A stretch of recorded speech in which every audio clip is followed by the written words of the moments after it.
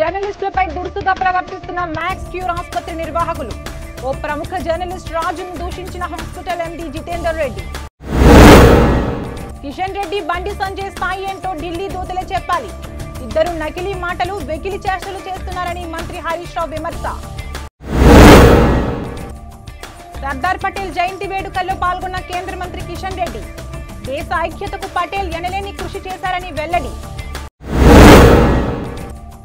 నగరంలో శైవాలయాలకు పోటెత్తిన భక్తులు. కార్తీక మాసం తొలి సోమవారం నేపథ్యంలో మొక్కులు చెల్లింపులు. మానుకోట తహసీల్దార్ ఆఫీస్ ఎదుట మహిళా ఆందోళన.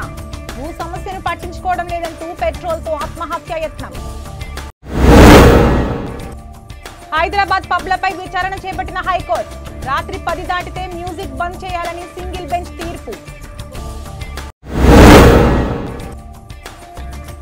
రేపు హైదరాబాద్ కి ఏఐసీసీ చీఫ్ మల్లికార్జున్ ఖర్గే రాక. భారత్ జోడో యాత్రలో పాల్గొననున్న ఖర్గే. మునుగోడులో కేసీఆర్ సభపై బీజేపీ ఎంపీ లక్ష్మణ్ ఆగ్రహం. కేసీఆర్ చెప్పినవన్నీ పచ్చి అబద్దాలని విమర్శ.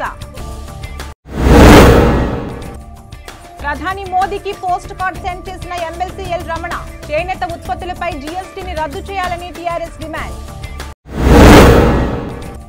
తనకు ప్రాణభిక్ష పెట్టాలని హెచ్ఆర్సీలో ఓ బాధితుడు ఫిర్యాదు.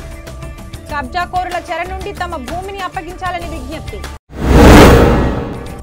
స్వాతంత్రం వచ్చి 75 ఏళ్లు పూర్తయినా పటాన్ చెరువు మంచినీటికై తాండావాసుల ఆందోళన.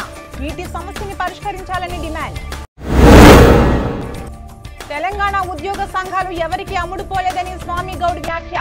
ఉద్యోగుల వేతనాల కోసం తెలంగాణ ఎన్జీఓ సంఘం పోరాటం.